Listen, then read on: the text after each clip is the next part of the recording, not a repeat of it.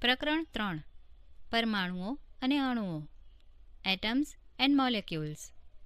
પ્રાચીન ભારતીય અને ગ્રીક તત્વજ્ઞાનીઓ હંમેશા દ્રવ્યના અજ્ઞાત અને અદૃશ્ય એવા સ્વરૂપ વિશે આશ્ચર્યચકિત થતા રહ્યા. ઈસવીસન પૂર્વે 500ની આસપાસ ભારતમાં દ્રવ્યના વિભાજનનો વિચાર કરવામાં આવ્યો હતો. ભારતીય તત્વજ્ઞાની મહર્ષિ કણાદે એવી ધારણા એટલે કે પોસ્ટ્યુલેટ કરી કે જો આપણે દ્રવ્યનું વિભાજન કરતા જઈએ તો આપણે વધુને વધુ નાના કણો પ્રાપ્ત કરતા જઈશું. અંતે એવો સમય આવશે કે આપણે એવા સૌથી નાના કણ સુધી પહોંચી જઈશું કે જેનું વધુ વિભાજન શક્ય નહીં બને. તેમણે આ કણોને પરમાણુ એવું નામ આપ્યું. અન્ય એક ભારતીય તત્વજ્ઞાની પકુધા કાત્યાયમે આ સિદ્ધાંતને ઝીણવટપૂર્વક સમજાવ્યો અને કહ્યું કે આ કણો સામાન્ય રીતે સંયુક્ત રૂપે અસ્તિત્વ ધરાવે છે, જે દ્રવ્યના વિવિધ સ્વરૂપો આપે છે.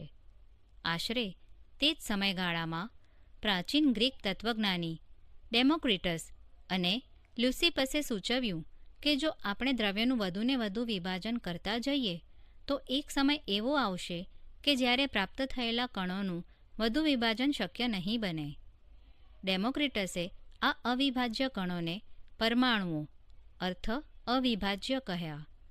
આ તમામ વિચારો તત્વજ્ઞાનીય એટલે કે દાર્શનિક માન્યતાઓ એટલે કે ફિલોસોફિકલ કન્સિડરેશન્સ પર આધારિત હતા. તેમજ 18મી સદી સુધી આ વિચારોને માન્ય કરવા માટે કોઈ વધુ પ્રાયોગિક કાર્યો થયા ન હતા. 18મી સદીના અંત સુધીમાં વૈજ્ઞાનિકો તત્વો અને સંયોજનો વચ્ચેનો ભેદ સમજીને સ્વાભાવિક રીતે તે જાણવા આતુર થયા કે શા માટે અને કેવી રીતે તત્વો સંયોજાય છે અને તેઓ સંયોજાય ત્યારે શું થાય છે. રાસાયણિક સંયોગીકરણના 2 મહત્વના નિયમોની રજૂઆત દ્વારા એન્ટોની એલ લેવોઇઝરે રસાયણશાસ્ત્રનો પાયો નાખ્યો. રાસાયણિક સંયોગીકરણના નિયમો લોઝ ઓફ કેમિકલ કોમ્બિનેશન. લેવોઇઝર અને જોસેફ એલ પ્રાઉસ્ટે કરેલા અનેક પ્રયોગો પછી રાસાયણિક સંયોગીકરણના નીચે દર્શાવેલા 2 નિયમોની રજૂઆત થઈ. દળ સંચયનો નિયમ law of conservation of mass. જ્યારે કોઈ રાસાયણિક ફેરફાર એટલે કે રાસાયણિક પ્રક્રિયા થાય ત્યારે શું દળમાં કોઈ ફેરફાર થાય છે? પ્રવૃત્તિ 1. નીચે દર્શાવેલા એક્સ અને વાય રસાયણોના જૂથો પૈકી કોઈ એક જૂથ પસંદ કરો. એક્સ 1. કોપર સલ્ફેટ 1.25 ગ્રામ. 2. બેરિયમ ક્લોરાઇડ 1.22 ગ્રામ. 3. લેડ નાઇટ્રેટ 2.07 ગ્રામ. વાય સોડિયમ કાર્બોનેટ 1.43 ગ્રામ. સોડિયમ સલ્ફેટ 1.53 ગ્રામ. સોડિયમ ક્લોરાઇડ 1.17 ગ્રામ. એક્સ અને વાયમાં દર્શાવેલી યાદીમાંથી કોઈ એક યુગ્મના પદાર્થોનું પાણીમાં અલગ અલગ 10 mlનું દ્રાવણ તૈયાર કરો. એક કોનિકલ ફ્લાસ્કમાં વાયનું દ્રાવણ લો અને એક નાની કસનળી એટલે કે ઇગ્નિશન ટ્યુબમાં થોડી માત્રામાં એક્સ દ્રાવણ લો. કસનળીને સાવચેતીપૂર્વક કોનિકલ ફ્લાસ્કમાં એવી રીતે લટકાવો કે જેથી 2 દ્રાવણો મિશ્ર ન થઈ જાય. ફ્લાસ્ક પર બૂચ લગાવો. ફ્લાસ્કનું તેમાં રહેલા ઘટકો સહિત કાળજીપૂર્વક ફ્લાસ્કનું વજન કરો. હવે ફ્લાસ્કને થોડો નમાવીને એવી રીતે ગુમાવો કે જેથી તેમાં રહેલ એક્સ અને વાય દ્રાવણો પરસ્પર મિશ્ર થઈ જાય. હવે ફરીવાર ફ્લાસ્કનું વજન કરો. પ્રક્રિયા ફ્લાસ્કમાં શું થશે? શું તમને લાગે છે કે કોઈ રાસાયણિક પ્રક્રિયા થઈ હશે? ફ્લાસ્કના મુખ પર બૂચ એટલે કે કોક શા માટે લગાવીએ છીએ? શું ફ્લાસ્ક અને તેની અંદર રહેલા ઘટકોના દળમાં કોઈ ફેરફાર થાય છે?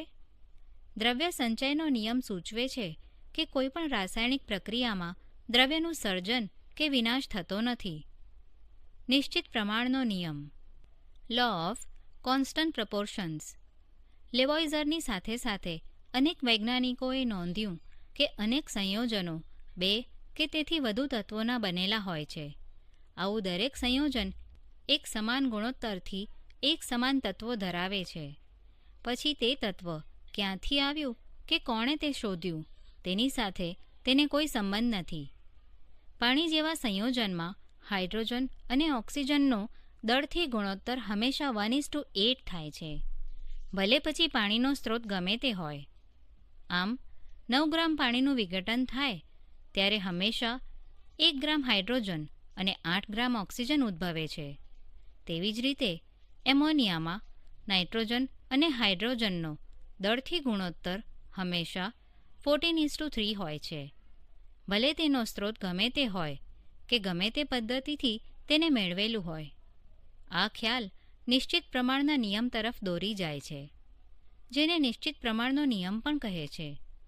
પ્રાઉસ્ટે આ નિયમની રજૂઆત આ પ્રમાણે કરી હતી. રાસાયણિક પદાર્થમાં તત્વો હંમેશા દળથી નિશ્ચિત પ્રમાણમાં હાજર રહેલા હોય છે. વૈજ્ઞાનિકોની હવે પછીની સમસ્યા આ નિયમોની યોગ્ય સમજૂતી આપવાની હતી. બ્રિટિશ રસાયણશાસ્ત્રી જ્હોન ડાલ્ટને દ્રવ્યના સ્વભાવ વિશે મૂળભૂત સિદ્ધાંત પૂરો પાડ્યો. ડાલ્ટનને પરમાણુના વિભાજનનો વિચાર આવ્યો કે જે તે સમય સુધી માત્ર તત્વજ્ઞાન જ હતું. ડાલ્ટને ગ્રીક તત્વજ્ઞાનીઓ દ્વારા અપાયેલ શબ્દ પરમાણુનો ઉપયોગ કર્યો અને કહ્યું કે દ્રવ્યના નાનામાં નાના કણો પરમાણુઓ છે. તેનો સિદ્ધાંત રાસાયણિક સંયોગીકરણના નિયમો પર આધારિત હતો. ડાલ્ટનના પરમાણુ સિદ્ધાંતે દ્રવ્ય સંચયના નિયમ તેમજ નિશ્ચિત પ્રમાણના નિયમની સમજૂતી પૂરી પાડી. ડાલ્ટનના પરમાણ્વીય સિદ્ધાંતના આધારે તમામ દ્રવ્યો પછી તે તત્વ હોય કે સંયોજન હોય કે મિશ્રણ હોય તે દરેક સૂક્ષ્મ કણોના બનેલા હોય છે. આ સૂક્ષ્મ કણોને પરમાણુઓ કહે છે. આ સિદ્ધાંતની અભિધારણાઓ નીચે મુજબ દર્શાવી શકાય. 1. તમામ દ્રવ્યો પરમાણુ તરીકે ઓળખાતા અતિ સૂક્ષ્મ કણોના બનેલા હોય છે. 2. પરમાણુ અવિભાજ્ય કણ છે, જેનો રાસાયણિક પ્રક્રિયા દરમિયાન સર્જન કે વિનાશ કરી શકાતો નથી. 3. એક જ તત્વના પરમાણુઓના દળ અને રાસાયણિક ગુણધર્મો સમાન હોય છે. 4. જુદા જુદા તત્વોના પરમાણુઓના દળ અને રાસાયણિક ગુણધર્મો જુદા જુદા હોય છે. 5.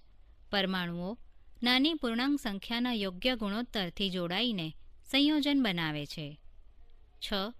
આપેલ સંયોજનમાં પરમાણુઓની સાપેક્ષ સંખ્યા અને પ્રકાર નિશ્ચિત હોય છે. તમે હવે પછીના પ્રકરણમાં અભ્યાસ કરશો કે તમામ પરમાણુઓ હજી વધુને વધુ નાના કણોના બનેલા હોય છે. પરમાણુ શું છે? Vote is N atom? શું તમે ક્યારે કોઈ કડિયાને દિવાલનું બાંધકામ કરતો જોયો છે કે જે દિવાલો દ્વારા ઓરડો એટલે કે ખંડ બનાવે છે અને આવા ઓરડાઓના સમૂહથી ઇમારત તૈયાર થાય છે? આ વિશાળ ઇમારતના પાયાનો એકમ શું હોય છે? કોઈ કીડીના દર એટલે કે એન્ટ હિલનો પાયાનો એકમ શું હોય છે? તે રેતીનો એક નાનો કણ હોય છે. આ જ રીતે બધા જ દ્રવ્યોની રચના પરમાણુઓથી થાય છે. પરમાણુ કેટલા વિશાળ હોય છે? પરમાણુઓ અતિ સૂક્ષ્મ હોય છે. આપણે કોઈ પણ વસ્તુ કે જેની કલ્પના કે તુલના કરી શકીએ તેનાથી પણ વધુ સૂક્ષ્મ હોય છે. લાખો પરમાણુઓને જ્યારે એકની ઉપર એક એમ ઢગલા સ્વરૂપે ગોઠવીએ ત્યારે તે મુશ્કેલીથી આ કાગળ જેટલી જાડાઈ ધરાવે છે. પરમાણ્વીય ત્રિજ્યા નેનોમીટર એટલે કે NM માં મપાય છે. 1/10⁻⁹ m બરાબર 1 nm. 1 m બરાબર 10⁹ nm. સાપેક્ષ કદ ત્રિજ્યા મીટરમાં 10⁻⁻10. ઉદાહરણ હાઇડ્રોજન પરમાણુ. સાપેક્ષ કદ ત્રિજ્યા મીટરમાં 10⁻⁹ ઉદાહરણ પાણીનો અણુ. સાપેક્ષ કદ ત્રિજ્યા મીટરમાં 10⁸ ઉદાહરણ હિમોગ્લોબિનનો અણુ. સાપેક્ષ કદ ત્રિજ્યા મીટરમાં 10⁴ ઉદાહરણ રેતીનો કણ. સાપેક્ષ કદ ત્રિજ્યા મીટરમાં 10⁻² ઉદાહરણ કીડી. સાપેક્ષ કદ ત્રિજ્યા મીટરમાં 10⁻² એક ઘાત. ઉદાહરણ સફરજન. જો પરમાણુનું કદ આટલું સૂક્ષ્મ હોય કે આપણે તેમને અવગણી શકીએ, તો પછી આપણે તેના વિશે શા માટે વિચારીએ? આપણે તેના વિશે એટલા માટે વિચારીએ છીએ કારણ કે આપણું સમગ્ર વિશ્વ પરમાણુઓનું બનેલું છે. ભલે આપણે પરમાણુને જોઈ ન શકીએ, પરંતુ તેમનું અસ્તિત્વ છે તથા આપણી દરેકે દરેક ક્રિયાઓ પર તેમની અસર પણ પડતી હોય છે. હવે આપણે આધુનિક તકનીકોની મદદથી તત્વોની સપાટીની વિસ્તૃત તસવીર મેળવી શકીએ છીએ, જેમાં રહેલા પરમાણુઓ સ્પષ્ટ જોઈ શકાય છે. વિવિધ તત્વોના પરમાણુઓની આધુનિક સંજ્ઞાઓ. What are the modern day symbols of atoms of different elements? તત્વોની સંજ્ઞાઓનો વિશિષ્ટ રીતે ઉપયોગ કરનાર ડાલ્ટન પ્રથમ વૈજ્ઞાનિક હતા. તેમણે જ્યારે કોઈ તત્વની સંજ્ઞાનો ઉપયોગ કર્યો ત્યારે તેમનો ઇશારો તત્વના નિશ્ચિત જથ્થા તરફ હતો, અર્થાત તત્વની સંજ્ઞા એક પરમાણુને પ્રદર્શિત કરતી હતી. બર્ઝિલિયસે સૂચવ્યું કે તત્વોની સંજ્ઞાને તેમના નામના એક અથવા બે અક્ષરોથી દર્શાવી શકાય. શરૂઆતના સમયમાં તત્વોના નામ તેમના પ્રાપ્તિ સ્થાનો કે જ્યાંથી તે સૌપ્રથમ મળ્યા હતા તેના નામ પરથી અપાતા હતા. ઉદાહરણ તરીકે, કોપરનું નામ સાયપ્રસ પરથી પડ્યું હતું. કેટલાક તત્વોના નામ તેમના વિશિષ્ટ રંગો પરથી લેવામાં આવ્યા હતા. ઉદાહરણ તરીકે, સોનું નામ અંગ્રેજી શબ્દ પરથી રાખવામાં આવ્યું હતું, જેનો અર્થ પીળો એવો થાય છે. હાલના સમયમાં international union of pure and applied chemistry એટલે કે IUPAC એ તત્વોના નામોને મંજૂરી આપે છે. મોટાભાગના તત્વોની સંજ્ઞા તે તત્વોના અંગ્રેજી નામના એક અથવા બે અક્ષરોથી બનેલી છે. કોઈપણ તત્વનો પ્રથમ અક્ષર હંમેશા કેપિટલ અક્ષરોમાં અને બીજો અક્ષર હંમેશા નાના એટલે કે લઘુલિપિ અક્ષરોમાં લખાય છે. ઉદાહરણ તરીકે, હાઇડ્રોજન H, એલ્યુમિનિયમ Al, નહીં કે Al, કોબાલ્ટ CO, નહીં કે CO. કેટલાક તત્વોની સંજ્ઞા તેમના અંગ્રેજી નામના પ્રથમ અક્ષર અને ત્યારબાદ આવતા કોઈપણ અક્ષરને સંયુક્ત કરીને બનાવાય છે. ઉદાહરણ તરીકે, ક્લોરીન Cl, ઝિંક Zn વગેરે. અન્ય સંજ્ઞાઓ જે તે તત્વના લેટિન, જર્મન અથવા ગ્રીક ભાષાના તેઓના નામ પરથી લીધેલ છે. ઉદાહરણ તરીકે, લોખંડની સંજ્ઞા Fe તેના લેટિન નામ ફેરમ પરથી રાખેલ છે. તે જ રીતે સોડિયમની સંજ્ઞા Na તથા પોટેશિયમની સંજ્ઞા K અનુક્રમે નેટ્રિયમ અને કેલિયમ પરથી રાખેલ છે. આમ દરેક તત્વનું એક નામ અને એક વિશિષ્ટ સંજ્ઞા હોય છે. જ્યારે પણ તમે તત્વો વિશે અભ્યાસ કરો ત્યારે આપેલા કોષ્ટકનો ઉપયોગ કરો. આ સંપૂર્ણ કોષ્ટકને એક જ વખતમાં યાદ રાખવાની કોઈ જરૂર નથી. સમય સમય પર વારંવાર ઉપયોગ કરવાથી તમે જાતે જ આ સંજ્ઞા દર્શાવતા થઈ જશો. પરમાણ્વીય દળ એટોમિક માસ. ડાલ્ટનના પરમાણ્વીય સિદ્ધાંતનો સૌથી વધુ નોંધનીય ખ્યાલ પરમાણ્વીય દળ હતો. તેમના મત મુજબ દરેક તત્વ લાક્ષણિક પરમાણ્વીય દળ ધરાવે છે. આ સિદ્ધાંતો દ્વારા નિશ્ચિત પ્રમાણના નિયમને એટલી સારી રીતે સમજાવી શકાતો હતો કે જેનાથી વૈજ્ઞાનિકો પરમાણુનું પરમાણ્વીય દળ માપવા માટે પ્રેરિત થયા. પરંતુ વ્યક્તિગત પરમાણુનું દળ નક્કી કરવું પ્રમાણમાં ઘણું મુશ્કેલ કાર્ય હતું. તેથી રાસાયણિક સંયોગીકરણના નિયમોના ઉપયોગ દ્વારા તેમજ ઉદ્ભવેલા સંયોજનો દ્વારા પરમાણુનું સાપેક્ષ દળ જાણી શકાયું. ચાલો આપણે કાર્બન અને ઓક્સિજનમાંથી બનતા સંયોજન carbon monoxide that is CO નું ઉદાહરણ લઈએ. પ્રાયોગિક રીતે અવલોકાયેલું છે કે 3 ગ્રામ કાર્બન અને 4 ગ્રામ ઓક્સિજન સંયોજાવાથી કાર્બન મોનોક્સાઇડ બને છે. બીજા શબ્દોમાં કહીએ તો કાર્બન પોતાના દળ કરતાં 4/3 ગણા વધારે દળ ધરાવતા ઓક્સિજનની સાથે સંયોજાય છે. ધારો કે આપણે પરમાણ્વીય દળ એકમને શરૂઆતના સમયમાં આ એકમને ટૂંકમાં AMU તરીકે દર્શાવાતું હતું, પરંતુ IUPACની તાજેતરની ભલામણોના આધારે હવે તેને યુનિફાઈડ એકીકૃત દળ તરીકે લખાય છે. એક કાર્બન પરમાણુના દળ જેટલું લઈએ તો આપણે કાર્બનના પરમાણ્વીય દળને 1.0 વડે અને ઓક્સિજનના પરમાણ્વીય દળને 1.33 વડે દર્શાવી શકીએ. પરંતુ આ સંખ્યા એટલે કે આંકડાને પૂર્ણાંક સંખ્યા તરીકે અથવા પૂર્ણાંક સંખ્યાની શક્ય તેટલું વધુ નજીક દર્શાવવું વધુ અનુકૂળ રહેશે. વિવિધ પરમાણ્વીય દળ એકમોની શોધ કરતા વૈજ્ઞાનિકોએ શરૂઆતમાં કુદરતી રીતે મળતા ઓક્સિજનના 1/16 ભાગના દળને એક એકમ તરીકે લીધું. નીચે દર્શાવેલા બે કારણોને લીધે તેને સુસંગત માનવામાં આવ્યું. ઓક્સિજન અનેક તત્વો સાથે પ્રક્રિયા કરી સંયોજનો બનાવે છે. આ પરમાણ્વીય દળ એકમ દ્વારા મહત્તમ તત્વોના પરમાણ્વીય દળ પૂર્ણાંક સ્વરૂપે પ્રાપ્ત થાય છે. તેમ છતાં 1961માં પરમાણ્વીય દળ એકમને સર્વસામાન્ય રીતે સ્વીકૃત કરવામાં આવ્યો હતો. પરમાણ્વીય દળ જાણવા માટે કાર્બન 12 સમસ્થાનિકને પ્રમાણિત સંદર્ભ તરીકે પસંદ કરવામાં આવ્યો. કાર્બન 12 સમસ્થાનિકના એક પરમાણુના દળના 1/12 ભાગને માન્ય પરમાણ્વીય એકમ તરીકે લેવાય છે. કાર્બન 12 સમસ્થાનિકના એક પરમાણુના દળની સાપેક્ષે બાકીના તમામ તત્વોના પરમાણુના દળ પ્રાપ્ત કરવામાં આવે છે. કલ્પના કરો કે એક ફળ વિક્રેતા કોઈપણ પ્રકારના પ્રમાણિત વજનિયા વગર ફળ વેચી રહ્યો છે.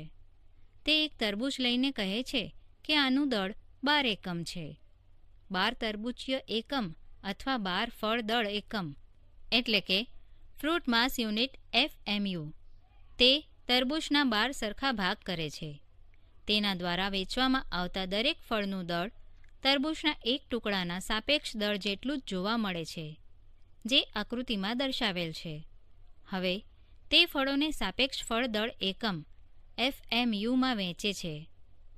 કોઈપણ તત્વના પરમાણુના સરેરાશ દળની કાર્બન 12 પરમાણુના દળના 1/12 ભાગ સાથે સરખામણી કરી તે તત્વના સાપેક્ષ પરમાણ્વીય દળને વ્યાખ્યાયિત કરી શકાય છે. પરમાણુ કેવી રીતે અસ્તિત્વ ધરાવે છે? How do atoms exist? મોટાભાગના તત્વોના પરમાણુઓ સ્વતંત્ર રૂપે અસ્તિત્વ ધરાવી શકતા નથી. પરમાણુઓ અણુ અથવા આયનની રચના કરે છે. આ અણુ અથવા આયન વધુ સંખ્યામાં જોડાઈને દ્રવ્ય બનાવે છે, જેને આપણે જોઈ શકીએ છીએ, અનુભવી શકીએ છીએ અથવા સ્પર્શ કરી શકીએ છીએ. અણુ શું છે? What is a molecule? સામાન્ય રીતે અણુ 2 અથવા વધારે પરમાણુઓનો સમૂહ છે, જે એકબીજા સાથે રાસાયણિક બંધથી જોડાઈ શકે છે અથવા પરસ્પર આકર્ષણ બળ દ્વારા મજબૂતાઈથી જકડાઈને રહે છે. અણુને કોઈ તત્વ અથવા સંયોજનના એવા સૂક્ષ્મકણ તરીકે વ્યાખ્યાયિત કરી શકાય કે જે સૂક્ષ્મકણ સ્વતંત્ર રૂપે અસ્તિત્વ ધરાવતો હોય તેમજ સંયોજનના તમામ ગુણધર્મો દર્શાવતો હોય. એક જ તત્વના પરમાણુઓ અથવા જુદા જુદા તત્વોના પરમાણુઓ પરસ્પર સંયોજાઈને અણુ બનાવે છે. તત્વના અણુઓ મોલેક્યુલ્સ ઓફ એલિમેન્ટ્સ. કોઈપણ તત્વના અણુઓ એક જ પ્રકારના પરમાણુઓ દ્વારા બને છે. આર્ગોન Ar, હિલિયમ He વગેરે જેવા અનેક તત્વોના અણુ તે જ તત્વના એક જ પ્રકારના પરમાણુ દ્વારા તૈયાર થાય છે. પરંતુ મોટાભાગના અધાતુ તત્વોમાં આવું બનતું નથી. ઉદાહરણ તરીકે ઓક્સિજનનો એક અણુ ઓક્સિજનના 2 પરમાણુઓથી બનેલો છે. તેથી જ તે દ્વિપરમાણ્વીય અણુ O2 તરીકે ઓળખાય છે. જો 2ના બદલે 3 ઓક્સિજન પરમાણુઓ સંયોજાય તો ઓઝોન એટલે કે O3 મળે છે. કોઈપણ અણુના બંધારણમાં રહેલા પરમાણુઓની સંખ્યાને તે અણુની પરમાણ્વીયતા એટલે કે એટોમિસિટી કહે છે. ધાતુઓ અને કાર્બન જેવા અન્ય તત્વો સરળ બંધારણ ધરાવતા નથી. તેમાં વધુ મોટી અને અનિશ્ચિત સંખ્યામાં પરમાણુઓ એકબીજા સાથે બંધથી જોડાયેલા હોય છે. ચાલો આપણે કેટલાક તત્વોની પરમાણ્વીયતા જોઈએ. તત્વનો પ્રકાર, નામ, પરમાણ્વીયતા.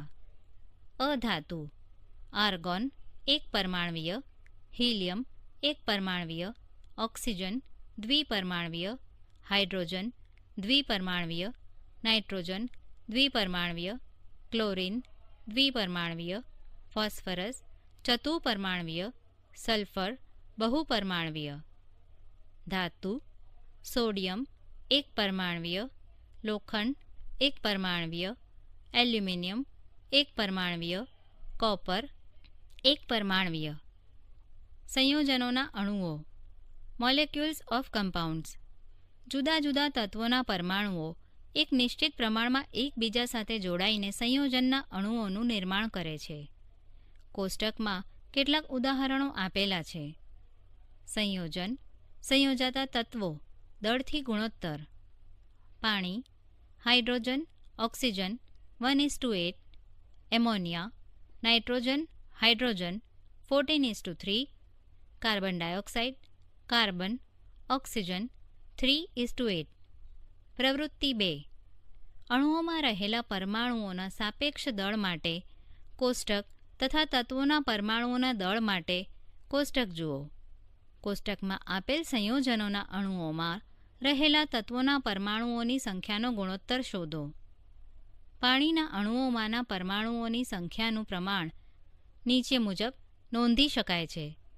તત્વ દળથી ગુણોત્તર પરમાણવીય દળ U, દળ ગુણોત્તર પરમાણવીય દળ, સરળતમ ગુણોત્તર H 1 1 1/1 = 1 2 O 8 16 8/16 = 1/2 1.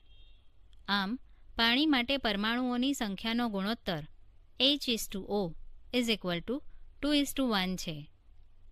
આયન એટલે શું? What is an ion? ધાતુ અને અધાતુયુક્ત સંયોજનો વીજભારિત ઘટકો એટલે કે સ્પીસીઝના બનેલા હોય છે. આ વીજભારિત ઘટકોને આયનો કહે છે. આયન વીજભારિત કણ હોય છે અને તે ઘન વીજભારિત અથવા ઋણ વીજભારિત હોઈ શકે છે.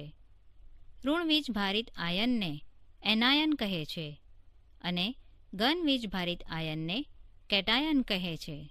ઉદાહરણ તરીકે સોડિયમ ક્લોરાઇડ NaCl લઈએ તો તેના ઘટક કણો તરીકે ઘન વીજભારિત સોડિયમ આયનો Na+ અને ઋણ વીજભારિત ક્લોરાઇડ આયનો Cl- હોય છે. આયન એક વીજભારિત પરમાણુ અથવા ચોખ્ખો એટલે કે નેટ વીજભાર ધરાવતા પરમાણુઓના સમૂહના બનેલા હોય છે. વીજભાર ધરાવતા પરમાણુઓના સમૂહ બહુપરમાણવીય આયન તરીકે ઓળખાય છે. આપણે આયનોના નિર્માણ વિશે પ્રકરણ 4માં વધુ અભ્યાસ કરીશું. આયનીય સંયોજન, જોડાતા તત્વો, દળથી ગુણોત્તર. કેલ્શિયમ ઓક્સાઇડ કેલ્શિયમ અને ઓક્સિજન 5:2. મેગ્નેશિયમ સલ્ફાઇડ મેગ્નેશિયમ અને સલ્ફર 3:4. સોડિયમ ક્લોરાઇડ સોડિયમ અને ક્લોરીન 23:35.5. રાસાયણિક સૂત્રો લખવા. Writing chemical formulae. કોઈપણ સંયોજનનું રાસાયણિક સૂત્ર તે સંયોજનના બંધારણનું સાંકેતિક નિરૂપણ છે. જુદા જુદા સંયોજનોના રાસાયણિક સૂત્રો સરળતાથી લખી શકાય છે. આ માટે આપણે તત્વોની સંજ્ઞાઓ અને તેઓની સંયોજાવાની ક્ષમતા એટલે કે સંયોજન ક્ષમતા કમ્બાઇનિંગ કેપેસિટીનો અભ્યાસ કરવો જરૂરી છે. કોઈપણ તત્વની સંયોજાવાની શક્તિ અથવા ક્ષમતાને તે તત્વની સંયોજકતા કહેવાય છે. કોઈ એક તત્વના પરમાણુઓ અન્ય તત્વના પરમાણુઓ સાથે સંયોજાઈને કેવી રીતે રાસાયણિક સંયોજન બનાવે છે તે જાણવા માટે સંયોજકતાનો ઉપયોગ થાય છે. કોઈપણ તત્વના પરમાણુની સંયોજકતાને તે પરમાણુના હાથ અથવા હથેળી સ્વરૂપે વિચારી શકાય. મનુષ્યને 2 હાથ તથા ઓક્ટોપસને 8 હાથ હોય છે. એક ઓક્ટોપસે અમુક મનુષ્યોને એવી રીતે પકડવા છે કે જેથી ઓક્ટોપસના 8 હાથ અને મનુષ્યના બંને હાથ એકબીજા સાથે જકડાઈ જાય. તમારા મત મુજબ એક ઓક્ટોપસ કેટલા મનુષ્યોને પકડી શકે? ઓક્ટોપસને O તરીકે અને મનુષ્યને H તરીકે દર્શાવો. શું તમે આ સંયોગીકરણ માટેનું સૂત્ર લખી શકો ખરા? શું તમે OH4 સૂત્ર મેળવો છો? અહીં Hની નીચે દર્શાવેલ 4 એ ઓક્ટોપસ દ્વારા પકડાયેલ મનુષ્યોની સંખ્યા સૂચવે છે. કોષ્ટકમાં કેટલાક સામાન્ય અને બહુપરમાણવીય આયનોની સંજ્ઞાઓ દર્શાવેલી છે. આપણે હવે પછીના પ્રકરણમાં સંયોજકતા વિશે વધુ અભ્યાસ કરીશું. સંયોજકતા, આયનનું નામ, સંજ્ઞા, અધાત્વીય તત્વ, સંજ્ઞા, બહુપરમાણવીય આયન, સંજ્ઞા. 1. Sodium Na+, hydrogen H+, ammonium NH4+, potassium K+, hydride H-, hydroxide OH-, silver Ag+, chloride Cl-, nitrate NO3-, copper 1, Cu+, bromide Br-, hydrogen carbonate HCO3-, iodide I-, 2. Magnesium Mg2+, oxide O2-, carbonate CO3 2-, calcium Ca2+, sulphide S2-, સલ્ફાઇટ SO3 2-, zinc Zn2+, sulphate SO4 2-, iron 2 Fe2+, copper 2 Cu2+, 3. Aluminium Al3+, nitride N3-, phosphate PO4 3-, iron 3 Fe3+. રાસાયણિક સૂત્ર લખતી વખતે તમારે નીચે દર્શાવેલા નિયમોનું પાલન કરવું જોઈએ. આયનની સંયોજકતા અથવા વીજભાર સમતોલિત હોવા જોઈએ. જ્યારે સંયોજન ધાતુ અને અધાતુ બંને ધરાવતું હોય ત્યારે પ્રથમ ધાતુની સંજ્ઞા અથવા નામ લખાય છે.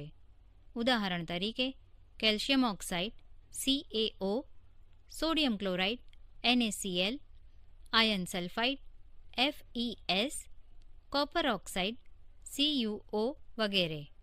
અહીં ઓક્સિજન, ક્લોરિન અને સલ્ફર અધાતુઓ છે અને તેઓને જમણી તરફ લખાય છે, જ્યારે કેલ્શિયમ, સોડિયમ, આયર્ન અને કોપર ધાતુઓ છે અને તેઓને ડાબી તરફ લખાય છે. બહુપરમાણવીય આયનો દ્વારા બનતા સંયોજનોમાં આયનને કૌંસમાં દર્શાવી કૌંસની બહાર તેનો ગુણોત્તર દર્શાવતી સંખ્યા લખાય છે. જો બહુપરમાણવીય આયનની સંખ્યા 1 હોય તો કૌંસ દર્શાવવો જરૂરી નથી. ઉદાહરણ NaOH. સાદા સંયોજનોના સૂત્રો. ફોર્મ્યુલે ઓફ સિમ્પલ કમ્પાઉન્ડ્સ. બે જુદા જુદા તત્વોથી બનતા સૌથી સરળ એટલે કે સરળતમ સંયોજનોને દ્વિઅંગી સંયોજનો કહે છે. કોષ્ટકમાં કેટલાક આયનોની સંયોજકતાઓ દર્શાવેલ છે. તમે તેનો ઉપયોગ સંયોજનોના સૂત્રો લખવા માટે કરી શકો છો. સંયોજનોના રાસાયણિક સૂત્રો લખતી વખતે આપણે નીચે દર્શાવ્યા મુજબ ઘટક તત્વો અને તેઓની સંયોજકતાઓ લખીએ છીએ. ત્યારબાદ સંયોજાતા પરમાણુઓની સંયોજકતાઓ ક્રોસ કરીએ છીએ. ઉદાહરણો. 1. હાઇડ્રોજન ક્લોરાઇડનું સૂત્ર. સંજ્ઞા HCl, સંયોજકતા 1,1. તેથી હાઇડ્રોજન ક્લોરાઇડનું સૂત્ર HCl છે. 2. હાઇડ્રોજન સલ્ફાઇડ અને પાણીનું સૂત્ર. સંજ્ઞા HS, સંયોજકતા 1,2. સૂત્ર H2S છે. સંજ્ઞા HO, સંયોજકતા 1,2. સૂત્ર H2O. 3. કાર્બન ટેટ્રાક્લોરાઇડનું સૂત્ર. સંજ્ઞા CCl, સંયોજકતા 4,1. સૂત્ર CCl4. આયનીય સંયોજનોના સૂત્રો તેમના બંધારણમાં રહેલા ધન આયન અને ઋણ આયનનો ગુણોત્તર દર્શાવતી પૂર્ણાંક સંખ્યા છે. મેગ્નેશિયમ ક્લોરાઇડનું સૂત્ર જાણવા સૌપ્રથમ આપણે ધન આયનની સંજ્ઞા Mg2+ લખીએ છીએ. ત્યારબાદ ઋણ આયનની સંજ્ઞા Cl- લખીએ છીએ. ત્યારબાદ આ આયનોને ત્રાંસા તીર દ્વારા જોડીને રાસાયણિક સૂત્ર મેળવીએ છીએ. 4. મેગ્નેશિયમ ક્લોરાઇડનું સૂત્ર. સંજ્ઞા MgCl વીજભાર +2 1 તેથી મેગ્નેશિયમ ક્લોરાઇડનું રાસાયણિક સૂત્ર MgCl2 છે. આમ મેગ્નેશિયમ ક્લોરાઇડના અણુમાં પ્રત્યેક Mg2+ આયન માટે 2 ક્લોરાઇડ Cl- આયનો હોય છે. અહીં ધન તેમજ ઋણ વીજભાર એકબીજાને સમતોલિત કરતા હોવા જોઈએ અને સંપૂર્ણ બંધારણ વીજભારની દ્રષ્ટિએ તટસ્થ હોવું જોઈએ. અત્રે નોંધનીય છે કે રાસાયણિક સૂત્રમાં આયનો પરના વીજભાર દર્શાવાતા નથી. કેટલાક વધુ ઉદાહરણો. એલ્યુમિનિયમ ઓક્સાઇડનું સૂત્ર. સંજ્ઞા AlO વીજભાર 3 + 2 સૂત્ર Al2O3. કેલ્શિયમ ઓક્સાઇડનું સૂત્ર. સંજ્ઞા CaO વીજભાર 2 + 2 અહીં બંને તત્વોની સંયોજકતાઓ સમાન છે. તમે Ca2O2 પ્રકારનું સૂત્ર મેળવી શકો, પરંતુ આપણે તેને સરળ રીતે CaO તરીકે દર્શાવી શકીએ. સોડિયમ નાઇટ્રેટનું સૂત્ર. સંજ્ઞા NaNO3 વીજભાર 1 + 1 સૂત્ર NaNO3. કેલ્શિયમ હાઇડ્રોક્સાઇડનું સૂત્ર. સંજ્ઞા CaOH વીજભાર 2 + 1 સૂત્ર CaOH2. અત્રે નોંધનીય છે કે કેલ્શિયમ હાઇડ્રોક્સાઇડનું સૂત્ર CaOH2 છે, નહીં કે CaOH2. જ્યારે સૂત્રમાં 2 કે તેથી વધારે સમાન આયનો હાજર હોય ત્યારે આપણે કૌંસનો ઉપયોગ કરીએ છીએ. અહીં કૌંસ કરીને દર્શાવેલ OHની નીચેની તરફ 2 એ દર્શાવે છે કે એક કેલ્શિયમ પરમાણુ સાથે 2 હાઇડ્રોક્સિલ એટલે કે OH સમૂહો જોડાયેલ છે. બીજા શબ્દોમાં કહીએ તો કેલ્શિયમ હાઇડ્રોક્સાઇડમાં ઓક્સિજન અને હાઇડ્રોજનના 2 પરમાણુઓ છે. સોડિયમ કાર્બોનેટનું સૂત્ર. સંજ્ઞા NaCO3 વીજભાર 1 + 2 સૂત્ર Na2CO3. ઉપર દર્શાવેલ ઉદાહરણમાં માત્ર એક જ આયન હોવાથી કૌંસ દર્શાવવાની જરૂર નથી.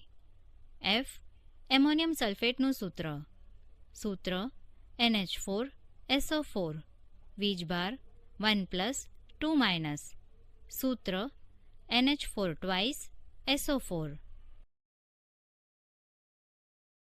સાદા સંયોજનોના સૂત્રો. ફોર્મ્યુલે ઓફ સિમ્પલ કમ્પાઉન્ડ્સ. 2 જુદા જુદા તત્વોથી બનતા સૌથી સરળ એટલે કે સરળતમ સંયોજનોને દ્વિઅંગી સંયોજનો કહે છે. કોષ્ટકમાં કેટલાક આયનોની સંયોજકતાઓ દર્શાવેલ છે. તમે તેનો ઉપયોગ સંયોજનોના સૂત્રો લખવા માટે કરી શકો છો. સંયોજનોના રાસાયણિક સૂત્રો લખતી વખતે આપણે નીચે દર્શાવ્યા મુજબ ઘટક તત્વો અને તેઓની સંયોજકતાઓ લખીએ છીએ. ત્યારબાદ સંયોજાતા પરમાણુઓની સંયોજકતાઓ ક્રોસ કરીએ છીએ. ઉદાહરણો. 1. હાઇડ્રોજન ક્લોરાઇડનું સૂત્ર. સંજ્ઞા HCl સંયોજકતા 1 1. તેથી હાઇડ્રોજન ક્લોરાઇડનું સૂત્ર HCl છે. 2. હાઇડ્રોજન સલ્ફાઇડ અને પાણીનું સૂત્ર. સંજ્ઞા HS સંયોજકતા 1 2. સૂત્ર H2S છે. સંજ્ઞા HO સંયોજકતા 1 2. સૂત્ર H2O. 3. કાર્બન ટેટ્રાક્લોરાઇડનું સૂત્ર. સંજ્ઞા CCl સંયોજકતા 4 1. સૂત્ર CCl4. આયનીય સંયોજનોના સૂત્રો તેમના બંધારણમાં રહેલા ધન આયન અને ઋણ આયનનો ગુણોત્તર દર્શાવતી પૂર્ણાંક સંખ્યા છે. મેગ્નેશિયમ ક્લોરાઇડનું સૂત્ર જાણવા સૌપ્રથમ આપણે ધન આયનની સંજ્ઞા Mg2+ લખીએ છીએ. ત્યારબાદ ઋણ આયનની સંજ્ઞા Cl- લખીએ છીએ. ત્યારબાદ આ આયનોને ત્રાંસા તીર દ્વારા જોડીને રાસાયણિક સૂત્ર મેળવીએ છીએ. 4. મેગ્નેશિયમ ક્લોરાઇડનું સૂત્ર. સંજ્ઞા MgCl વીજભાર +2 1 તેથી મેગ્નેશિયમ ક્લોરાઇડનું રાસાયણિક સૂત્ર MgCl2 છે. આમ મેગ્નેશિયમ ક્લોરાઇડના અણુમાં પ્રત્યેક Mg2+ આયન માટે 2 ક્લોરાઇડ Cl- આયનો હોય છે. અહીં ધન તેમજ ઋણ વીજભાર એકબીજાને સમતોલિત કરતા હોવા જોઈએ અને સંપૂર્ણ બંધારણ વીજભારની દ્રષ્ટિએ તટસ્થ હોવું જોઈએ.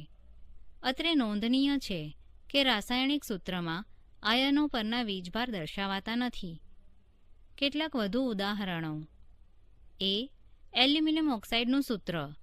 સંજ્ઞા AlO વીજભાર 3 + 2 સૂત્ર Al2O3. કેલ્શિયમ ઓક્સાઇડનું સૂત્ર. સંજ્ઞા CaO વીજભાર 2 + 2 અહીં બંને તત્વોની સંયોજકતાઓ સમાન છે. તમે Ca2O2 પ્રકારનું સૂત્ર મેળવી શકો, પરંતુ આપણે તેને સરળ રીતે CaO તરીકે દર્શાવી શકીએ. સોડિયમ નાઇટ્રેટનું સૂત્ર. સંજ્ઞા NaNO3 વીજભાર 1 + 1 સૂત્ર NaNO3. કેલ્શિયમ હાઇડ્રોક્સાઇડનું સૂત્ર. સંજ્ઞા CaOH વીજભાર 2 + 1 સૂત્ર CaOH2. અત્રે નોંધનીય છે કે કેલ્શિયમ હાઇડ્રોક્સાઇડનું સૂત્ર CaOH2 છે, નહીં કે CaOH2. જ્યારે સૂત્રમાં 2 કે તેથી વધારે સમાન આયનો હાજર હોય ત્યારે આપણે કૌંસનો ઉપયોગ કરીએ છીએ. અહીં કૌંસ કરીને દર્શાવેલ OHની નીચેની તરફ 2 એ દર્શાવે છે કે એક કેલ્શિયમ પરમાણુ સાથે 2 હાઇડ્રોક્સિલ એટલે કે OH સમૂહો જોડાયેલ છે. બીજા શબ્દોમાં કહીએ તો કેલ્શિયમ હાઇડ્રોક્સાઇડમાં ઓક્સિજન અને હાઇડ્રોજનના 2 પરમાણુઓ છે. સોડિયમ કાર્બોનેટનું સૂત્ર. સંજ્ઞા NaCO3 વીજભાર 1 + 2 સૂત્ર Na2CO3. ઉપર દર્શાવેલ ઉદાહરણમાં માત્ર એક જ આયન હોવાથી કૌંસ દર્શાવવાની જરૂર નથી. એમોનિયમ સલ્ફેટનું સૂત્ર. NH4SO4 વીજભાર 1 + 2 સૂત્ર NH4 2 SO4.